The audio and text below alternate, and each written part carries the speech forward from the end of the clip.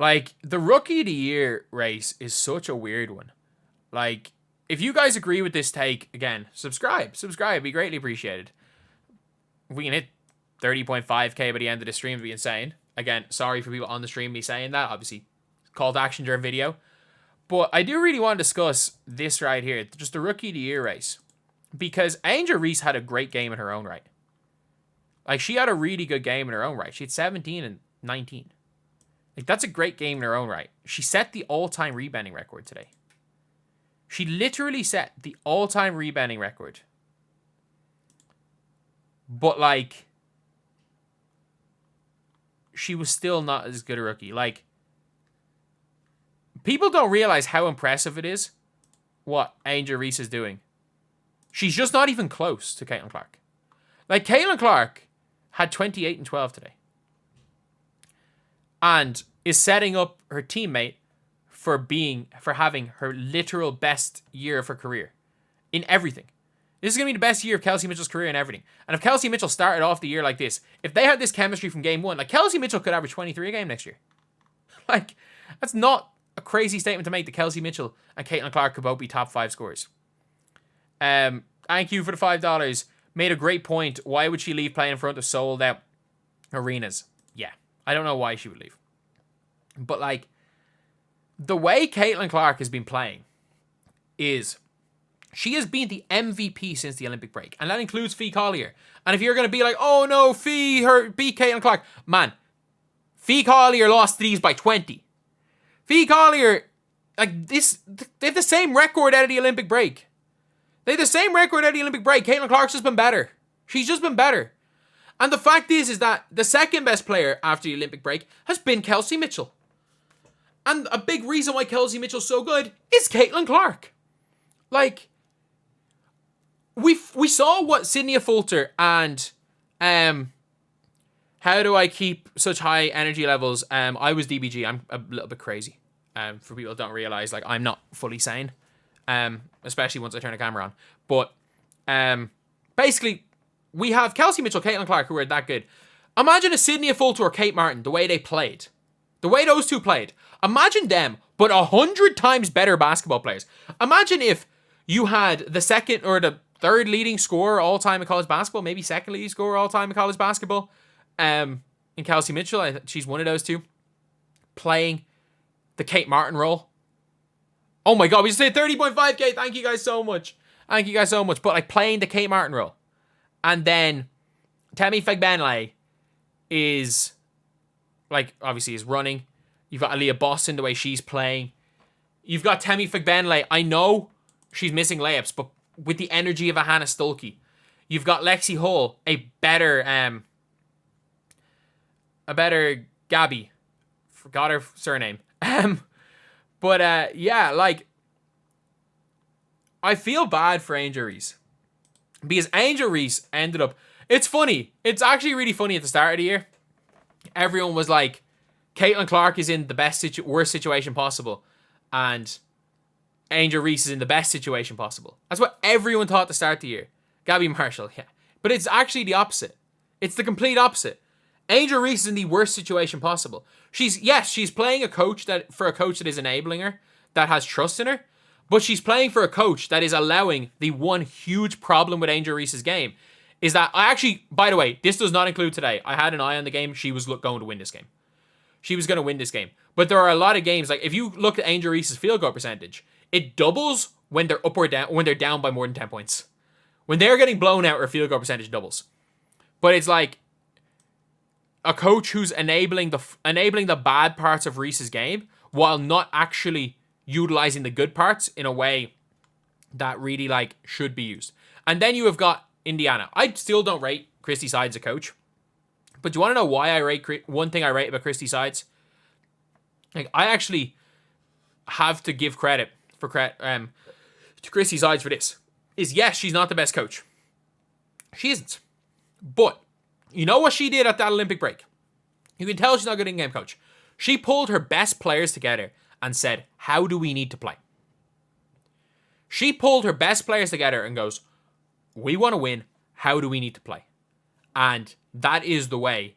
That's what's happened. They have now started playing in a way They are playing through the best rookie there has been in a long time.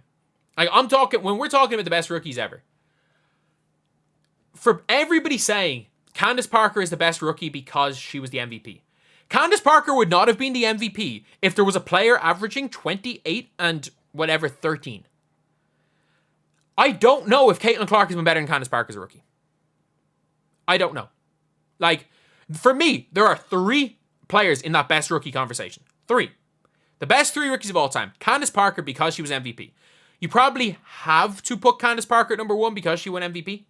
But like, nobody's calling Wes Unseld the best NBA rookie of all time, are they? Just because he won MVP. Maya Moore, because she was second in MVP voting and they won a ring, but she went to a team with Lindsay Whalen and Simone Augustus. What Caitlin Clark is doing has never been done before. And I think there are merits to why you think Maya Moore is the greatest rookie of all time. Again, she was almost won MVP and she won a ring. But statistics-wise, and impact individually on the game, I'm not sure was quite what Caitlin Clark's was. But she did that. Like, accolades-wise, you're not. Team accolades, you're not getting what Maya Moore was. And then, with Candace Parker, she won MVP. But it's obviously a different conversation because there was no A'ja Wilson back then. And like, in today's day and age, I looked at their records, I've looked at some stuff and how Candace Parker played. There's like all these like real stats and whatever, like you put in the stats and do whatever. And it's like, Candace Parker was top in her year. She would be like 5th this year. So it's like, I don't know if she's worse. But Caitlin Clark has also been, in my opinion, since, I'll say, the Mercury game. Since the Mercury game, Caitlin Clark has been the MVP. They have not lost to a team above 500 since the Mercury game, by the way. Oh, sorry, they've only lost once. They lost to the Lynx once. Apologize. I'm wrong with that. Maybe they lost to the Storm as well. Maybe they lost to 2. But it is literally...